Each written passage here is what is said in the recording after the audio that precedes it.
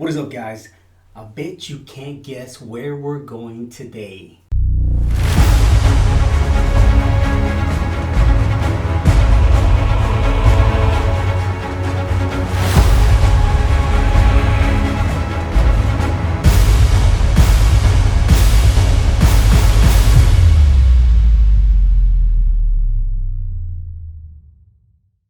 Alright guys, welcome back to Bottled in Bond, and today is Friday, and what we're doing today is we're taking yet another trip to Scotland, and we're heading down to the Isle of Islay.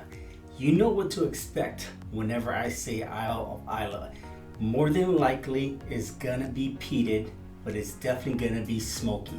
Today we're hitting up the Bunnahabhain distillery. Now Bunnahabhain means mouth of the river, and dating back to 1879, where William Robertson of Robertson's and Baxter's Blending House teamed up with the Greenless brothers and built a distillery in 1883 right next to the Margavale River. Now mouth of the river is a Gaelic term that they use back in those days and still used in certain parts of Scotland nowadays. The Bunnahabhain bottle that we're going to be reviewing today is the Bunnahabhain 12-year Single Malt Scotch small batch distilled. Bam! So what I'm expecting from this Bunnahabhain 12-year is I'm expecting smoky. I may be expecting peaty, but based on the research that I've done, I didn't really reach any aspect of this whiskey being a peated whiskey. Nonetheless though, it could just maybe. This is coming in at 46.3% alcohol by volume, making it a 92.6 proof. Nonetheless guys, let's open it up.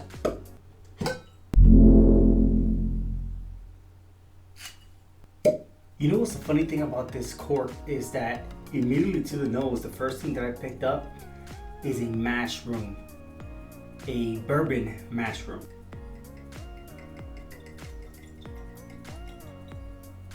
Now at Bunnahabhain, Andrew Brown is the distillery manager down there, and he stated that this was aged in sherry, bourbon, and whiskey casks, which is weird because the most dominant smell that I got from the cork was a bourbon mash room, which who knows, you know, maybe a single malt mash room may smell the same. I've never been to one, never been to a single malt distillery, only to bourbon distilleries, and the corn, the rye, the wheat if included, and the malted barley have this bready, yeasty, almost like beer, which at one point the grains do make a beer-like product, but that's what it smells like. It's like a yeasty, bready, delicious. You still get the whiskey and the woody off of it, but it's a delicious smell, and if you've been to a distillery, you know what I'm talking about.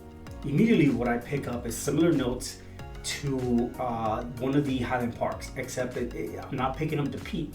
Like I said, I'm not too sure if there's peat involved. It is smoky, it is citrusy, it's not too floral, it does smell sweet, and believe it or not, I'm still picking up the mushroom, yeasty, bready-like notes. A little hint of cherries as well.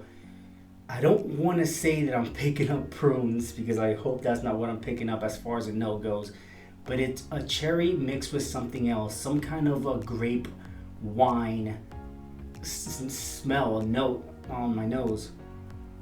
I want to say I do also pick up some wheat. That may be the triple cask aging that they use in this whiskey. Very woody and char-like notes that I'm picking up. I feel as though the Bunnahabhain, the 12-year, picked up a lot more from the bourbon cask than it did the whiskey and the cherry. Now here's what I'll say about this. Immediately to the palate, the longer you chew this whiskey, the more it's gonna burn. The smoke is almost like a small burning sensation as it enters the pores of your tongue. The longer you chew, the more it's just in there, you know, engulfing your tongue with all these different flavors, smoky flavors. You go ahead and you run it through your palate, and it has a smoky kick to it, almost bourbon-like kick to it.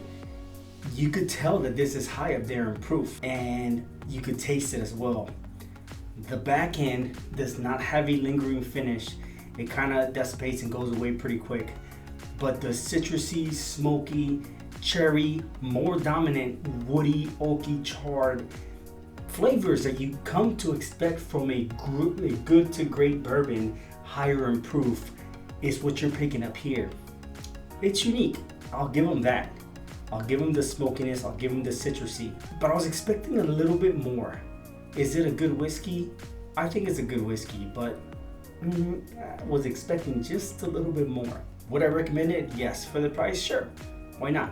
It's different. If you're used to only bourbons, I feel like this would be a great way. This and the Glenmorangie, in my opinion, would be a great way to dive into the single malts. You get a lot more of the citrusy orange peel smoke. The smoke is more powering than the Glenmorangie, but the smoke on this one is similar to a bourbon smoke and a bourbon kick and spice to your palate. Definitely gets my vote. Nonetheless, guys, if you guys have had Bunnahabhain 12 years from the Bunnahabhain distillery from Islay, let me know in the comments below. Let me know what you thought. If you liked it, you didn't like it. Thank you guys so much for the likes, the subscribers, the support. I'm Ozzy. This is Bunnahabhain Islay Single Malt Scotch, 12-year small batch distilled from the Bunnahabhain distillery in Scotland. And this is bottled in bond. Cheers.